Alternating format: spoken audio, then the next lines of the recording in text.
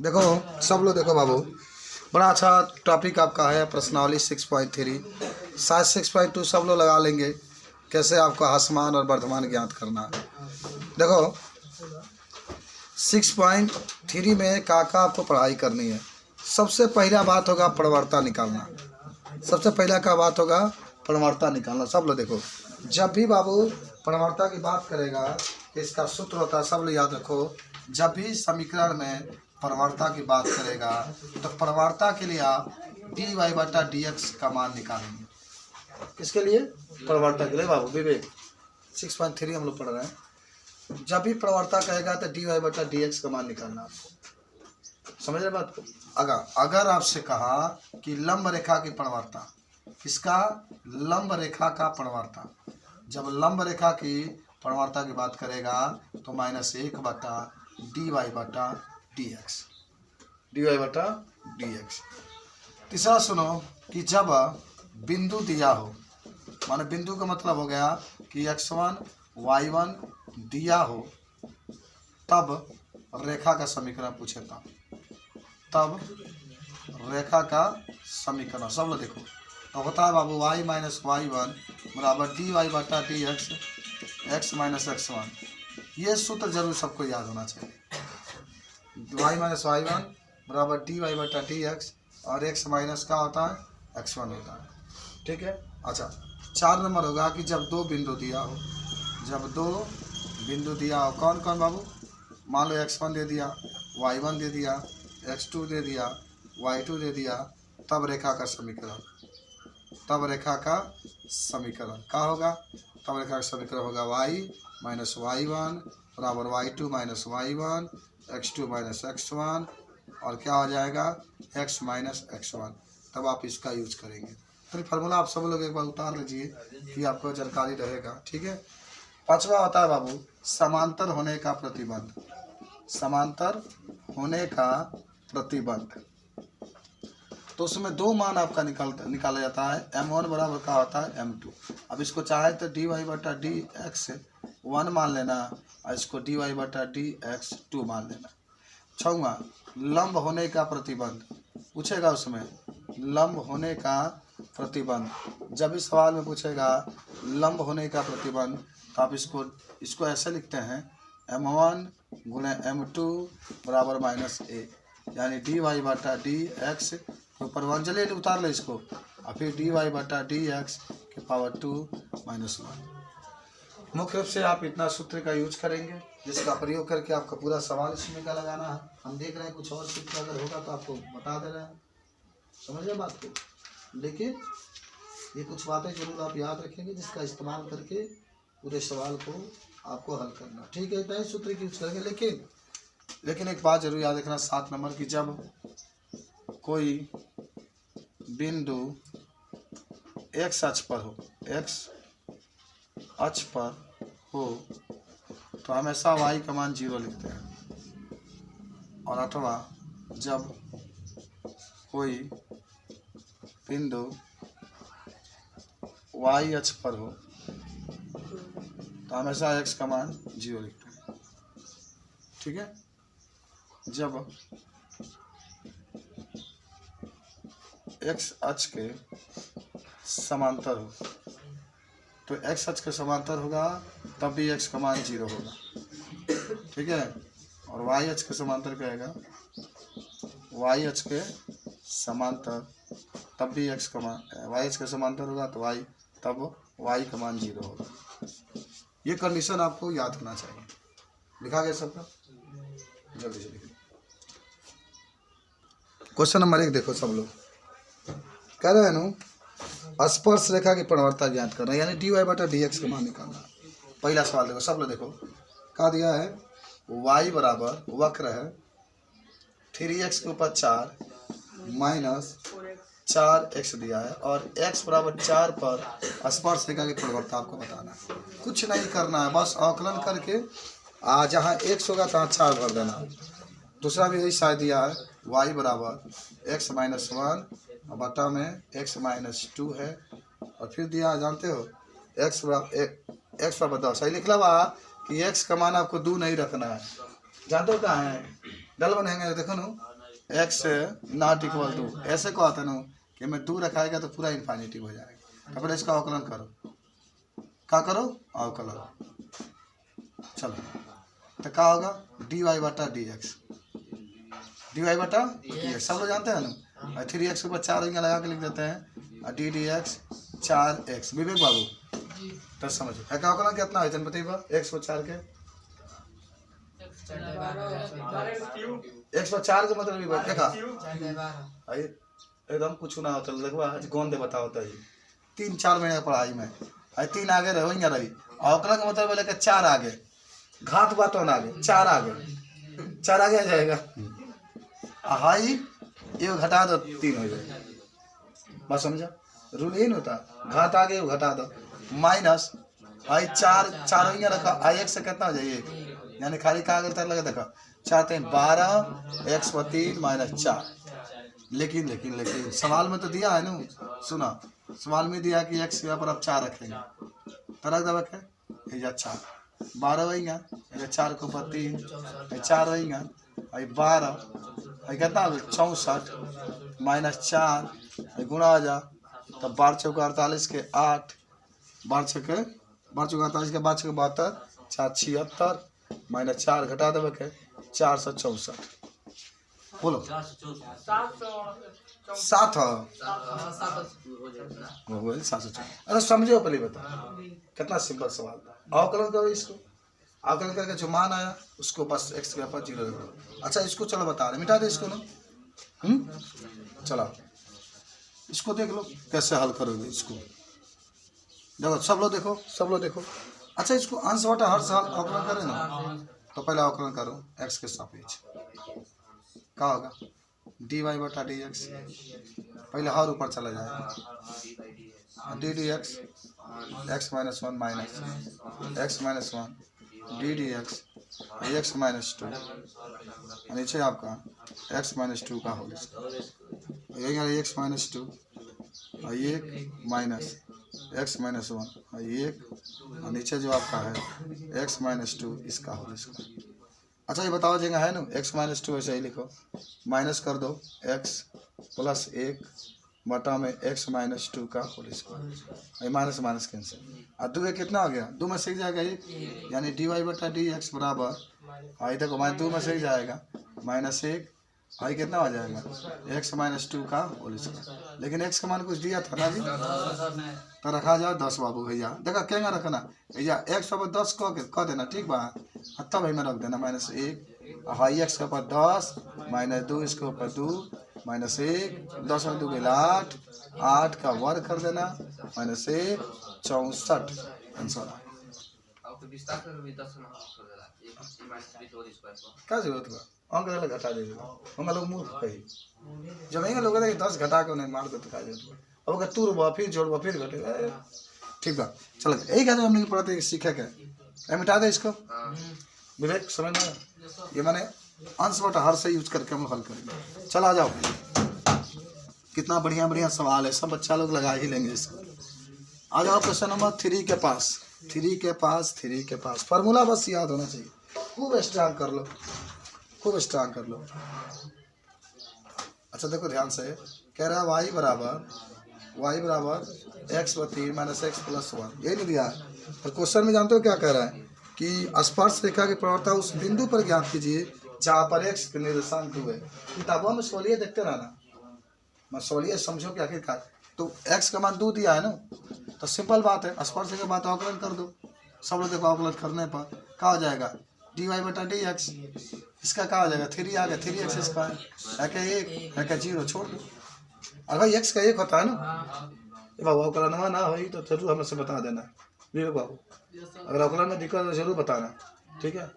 इन्हें हम धड़ाधड़ लगा दे रहे हैं आपको पता ही नहीं चल रहा इसमें तो कोई दिक्कत नहीं है घात आ गई घट जाएगा। चलिए अब आप क्या करेंगे डी वाई बटा डी एक्स अब x का मान 2 रखना है ये दिया है ना इसलिए दिया है x का निर्देशांक कर देते x का मान y का निर्देशांक करेगा तो y का मान तो रखो बाबू 3 इधर 2 के ऊपर 2 माइनस 1 3 2 के ऊपर 2 का मतलब 4 माइनस 1 4 3 12 माइनस 1 11। अच्छा कितना आसान क्वेश्चन था। क्वेश्चन नंबर आ जाओ ये 3 नंबर था क्वेश्चन नंबर 4 पर आ जाता है 4 पर ये लगाते हैं। कह रहा है कि y बराबर x पर 3 माइनस 3x प्लस 2 और क्या दिया जानते हो? x का निर्देशांक कितना दिया है? 3। तरह तो हल कर दो, हल कर दे, अवकलन करो, सब लोग अवकलन करो जल्दी से। तो क्या होगा? dy बटा dx बराबर 3 आगे बाबू घट जाएगा, खाली 3 आई तो 0 छोड़ दो।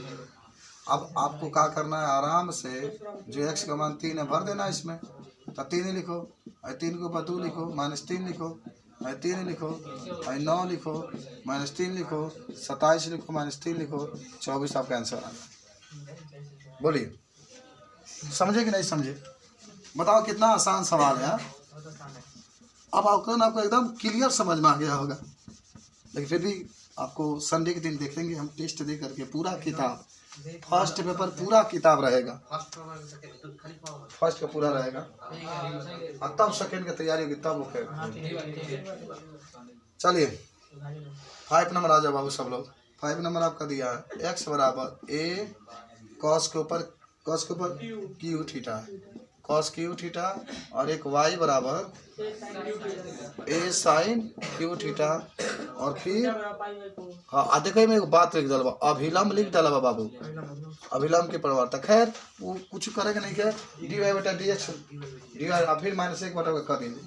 पहले हमने किया कहा जाएगा, सुनो, जब बराबर के बाद में थीटा बानो तो इसको भी थीटा के सापेक्ष अवकलन करोगे, इसको भी थीटा के सापेक्ष अवकलन करोगे। तो सुनो इसके लिखो, थीटा के सापेक्ष अवकलन करने पर तो क्या होगा बाबू? dx बटा डी थीटा। आए सुनो पहले ध्यान से सुनना, पहले घात के अवकलन है तो घात आगे आई, एगो घटी तो 2 हो जाए, और बाद से कास के अवकलन हुई तो माइनस साइन थीटा होगी। समीकरण नंबर 1 मान लो, समझे हो? माने घात आगे एगो घट गया, फिर कास का साइन में हो जाएगा, और माइनस साइन में होता है, जितना सी वाला होता है अवकलन माइनस होता है ना, फिर यहाँ भी थीटा के सापेक्ष अवकलन कर दो वापस सब लोग, तो क्या हो जाएगा? dy बटा डी थीटा। ये वैसे ही लिख दो, 3 आगे लिख लो, ये घटा दो, फिर साइन फिर कास। समीकरण नंबर क्या हो जाएगा? 2। जब 2 को समीकरण दी तो 2 को समीकरण 2 का माने अवकलन भी करना, और 2 में 1 से भाग देंगे, इसलिए क्योंकि 2 में y है तो y ऊपर चला जाएगा। तो अब यहाँ पे लिखेंगे समीकरण 2 में समीकरण 1 से भाग देने पर, तो चलो तो dy बटा डी थीटा बटा में dx बटा डी थीटा रखा जाए बाबू भाई, a3 sine square theta cos theta, और नीचे क्या रखा जाएगा? ये माइनस साइन कर दो, 3 cos square theta sine theta. तो साइन से स्क्वायर कटेगा, स्क्वायर से कास कटेगा, ए से ये कट गया, 3 से 3 कट गया, डी से ये कट गया, तो बच गया आपके पास dy बटा dx बराबर क्या बच गया? साइन बटा कास, तो टेन थीटा हो जाएगा। कहा गया आपके पास? Tan theta. अब करना कुछ नहीं है, π/4 आपको रखना है पहले, तो रखे हम लोग, तो 10 का हो जाएगा 10 π/4, ये माइनस भी बचा है ध्यान रखना। तो चलो माइनस कितना हो जाएगा? 45 का माने। अब सुनो, लेकिन पूछा है अभिलंब का, किसका पूछा है? अभिलंब का परिवर्तक पूछ रहा है बाबू।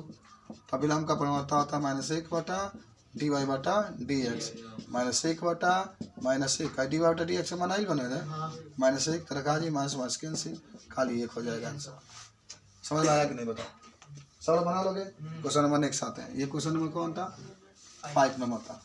6 यानी आपको जब भी महसूस हो कि 2 समीकरण दिया गया है तो आप उसको अच्छा बराबर के बाद जो होता है ना उसी के सापेक्ष अवकलन करते हैं हम लोग। तो जो भी आपको दिया गया उसके सापेक्ष अवकलन कर देंगे और अवकलन करके हल करेंगे तो आपके पास आंसर निकल जाएगा। चलिए क्वेश्चन नंबर नेक्स्ट आते हैं बाबू। क्वेश्चन नंबर आ जाते हैं हम लोग 6 के पास।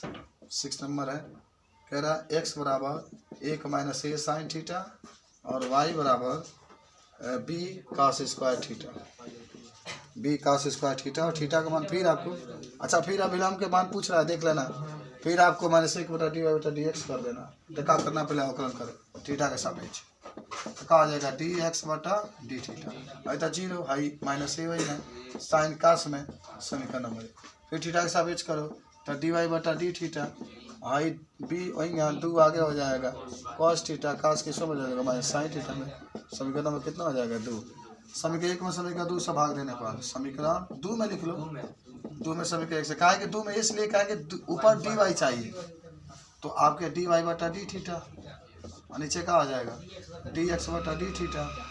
तो आपके पास क्या बच गया 2b पहले ऊपर वाला लिखा जाए कास थीटा आ जाएगा माइनस थीटा वहीं लिखा जाओ फिर बाद में आगे हो जाएगा माइनस 1 कास थीटा कहीं गई लन ये से ना ये नहीं जाएगी माइनस से माइनस चल जाएगा ऐसा आई गई तो डी वाई बटा डी एक्स का बचा आपके माइनस 2b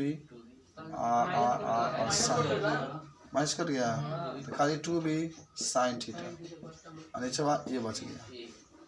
अब थीटा का मान तो दिया है ना ये आगे बढ़ाए थे 2b साइन π/2 दिया है बटा में π/2 का मतलब 180/2 180/2 और 2 से काटेगा 90 साइन 90 का मान 1 तो खाली हो जाएगा 2b बटा 1। लेकिन पूछा किसका है भाई अभिलंब का परिवर्तन अभिलंब का परिवर्तन तो क्या होगा -1 बटा dy बटा dx रख दो -1 बटा 2b/a पलट जाएगा तो -a/2b हो जाएगा। बोलो कोई दिक्कत आपको? कोई दिक्कत नहीं। आगे बढ़े हम लोग क्वेश्चन नंबर 7। चलो 7 क्वेश्चन आज हम लोगों ने सॉल्व किया और 90 का मान 1 होता है समझ रहे बात को। इसलिए आप सभी लोग अब इसका आगे तो आप लगाइए सकते हो ना सब लोग लगाइएगा जो बचेगा उसको बता देंगे। देखो उन बिंदुओं को ज्ञात करना है बाबू। y बराबर क्या कह रहा है x/3 -3x² -9x + 7 उस बिंदु को ज्ञात करना है। अच्छा जब इस सवाल में कह दे बिंदु नू तो समझिए x और y का मान निकालना है।